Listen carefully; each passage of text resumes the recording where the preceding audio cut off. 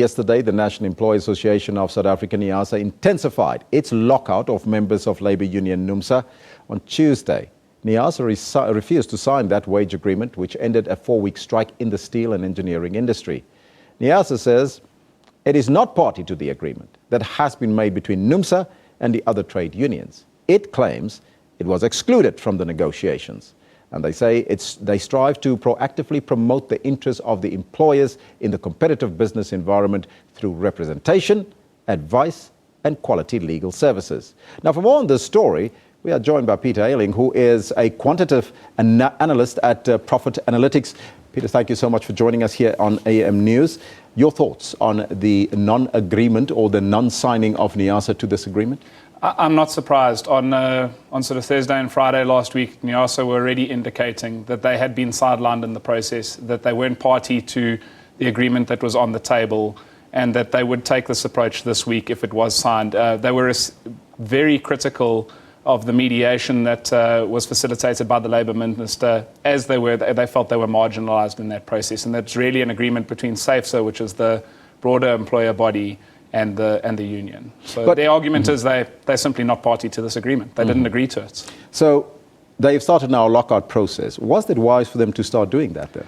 I don't think they had an alternative. I think that had they not locked out the members, they could be seen to being party to that agreement. So in their response has been to say we haven't reached an agreement, and in their minds the strike is essentially not over. Interesting that the strike is being persisted by an employer body as opposed to a union for a change, but I think it indicates a broader sense of dissatisfaction with labour negotiations in South Africa. But sticking to that particular point, what does it say then about collective bargaining in this particular case? I think collective bargaining works well in large industries, like mining, for example, where there are a couple of big players as the mining houses who consolidate. I think in this instance, an enormous number of small and medium-sized entities have been marginalised in this negotiation process, and I don't think they take the lockout decision lightly. I think they're simply saying they cannot afford these increases. I think it makes them unsustainable. Why were they not heard, almost like a silent voice within the negotiation, you think? I think a couple of things. I think there was an enormous amount of pressure to end the strike quickly. I don't think South Africa, from a global perspective, could afford another sort of 5-month strike that we've just had in the platinum sector. And I think the broader or larger employer bodies did agree to it. So they did represent a large number of members, a broad part of that workforce. But as I said, I think small and medium-sized enterprises have been marginalised in this process, and I think they were simply sidelined. Now, it is expected that the parties who signed the agreement, that's Numsa and the employer body SABC, they will approach the Minister of Labour to extend it to the parties who did not sign. What will happen after they approach the Minister, or do you think there'll be a sort of a compromise between the parties?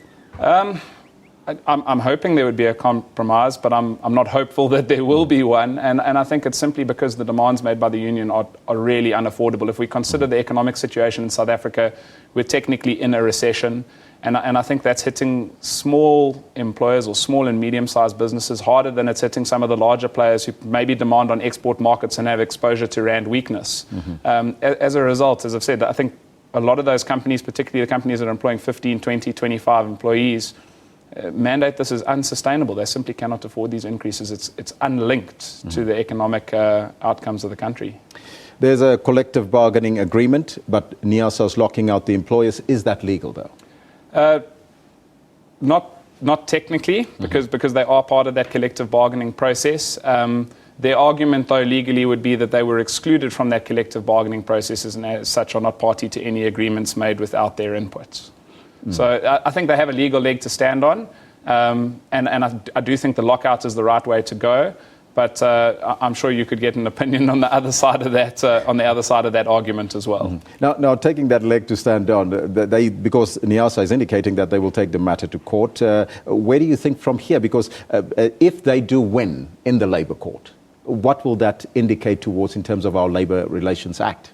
Well, it essentially means a break in the collective bargaining process in this industry, because instead of having one central body that represents all employers, you've now had a sub-body, Neasa, who are no longer party to that process. So, from my perspective, it would represent a weakening of the union's collective bargaining power.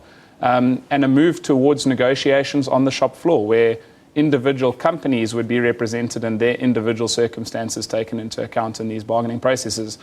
As I said, maybe that's wish thinking, but it's incredibly positive if that is the change that's made, because it's something that's long overdue in the labour process in South Africa. But that would spell, in short, chaos. I don't think so. As I said, I think collective bargaining works well in industries where you've got a small number of large players. But I think marginalising the circumstances of individual companies as part of a collective bargaining process hurts the economy, hurts those businesses. And in the long run, while it might result in wage increases for a small percentage of unionised labour, generally means increased unemployment for South Africans on the whole. The agreement between Numsa and SABC on a whole, that they agreed upon, do you think that this will destabilise the industry somewhat? Because now you have Neasa, on the other hand, that says they don't want to come to the party. Agreed. So as I said, you've now got two employee bodies, one that's simply refusing to participate in this collective bargaining process. It has to destabilise that process. I think the reality is it spells problems even for those companies that have accepted under SABC, simply because it's not reasonable to believe that companies just absorb 10% wage increases. So I would expect retrenchments and job cuts in that industry. For small and medium enterprises, they don't have those alternatives. When you're already on a very small workforce and you're already running at optimal levels, your choice is to shut down your business or not. You know, they can't retrench. And I think that's where a lot of those businesses have been pushed. They're pushed to the very limits of profitability. They cannot participate in this process. So what do you think the wise thing should have been from the beginning when the negotiations started? Was maybe to include and listen to the smaller bodies?